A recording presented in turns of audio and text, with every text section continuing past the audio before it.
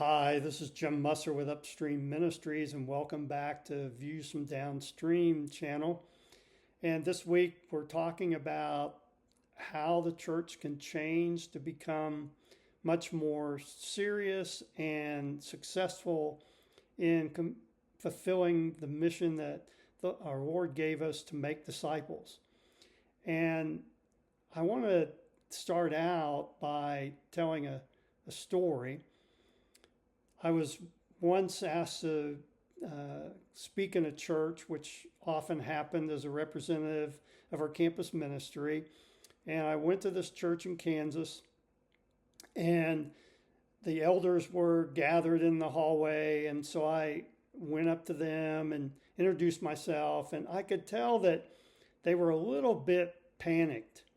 I wasn't sure what was going on, but it was obvious they were a little bit uncomfortable, until they started asking me questions. Well, could you lead the communion meditation? Yeah, I can.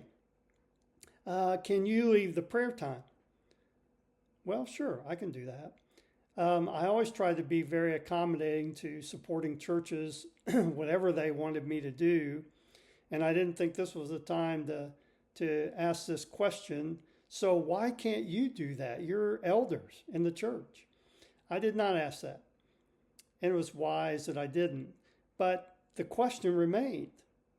And I've seen that a number of times in churches where I've met with elders who are very uncomfortable in doing things when the pastor's not there, which often that's why I was there, because the pastor wasn't. And they felt like they were just out floating on their own with not being able to touch the ground and for security. And so one of the things that has shown me is that we can't assume that our leaders, and I would even say our staff at churches, know really what it means to disciple and to be discipled. I think that there's a lack there. And even our staff are trained in seminary. They go to classes, they write papers, but oftentimes the practical experience is not there. And particularly people older and more mature spiritually, showing them what it means to follow Jesus.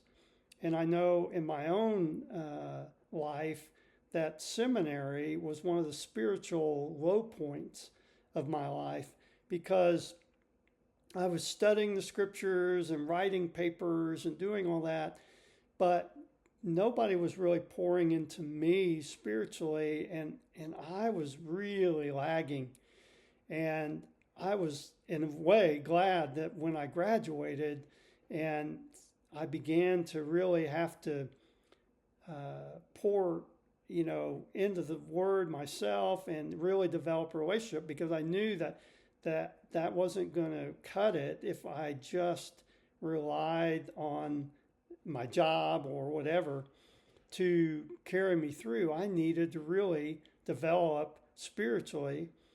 And so I think we shouldn't approach our staff either as really being well discipled. And here's a thing that pastors and staff can do if they've been well discipled and are comfortable with discipleship, is to take 2 or 3 leaders or promising leaders and begin to spend time with them. And to do that intentionally, not just always sitting around drinking coffee and talking about the Bible, but also taking them along when you are doing ministry. If you're a pastor and you have pastoral calls to make, you take some of these people along with you. If you're doing other types of ministry, you take people along with you, but you pour into them. Because that's really what discipleship is pouring ourselves into other people as Jesus poured into his disciples. And he spent a lot of time with them. doing that.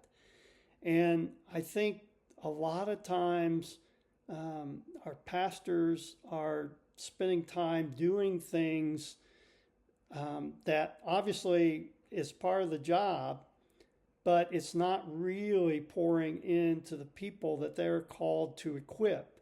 If you remember Ephesians 4, it talks about pastors and teachers equipping the saints.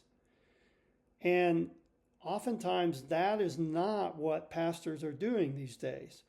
And again, I'll say it one more time, preaching a sermon is not equipping, not in the truest sense. It's a start, but it's not equipping.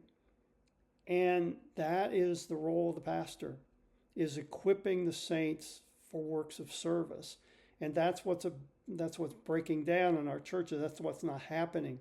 And so an easy way to do that, or not easy, but a simple way, is to spend time with certain staff or certain leaders and begin to show them and help them understand what it looks like to follow Jesus, and to help them to train them to do that with other people in the congregation, so that you're applying the multiplication principle. If you meet with 3 or 4 leaders, and then they turn around and each meet with 3 or 4 people in the congregation, and that continues on, pretty soon you have quite a movement of discipleship.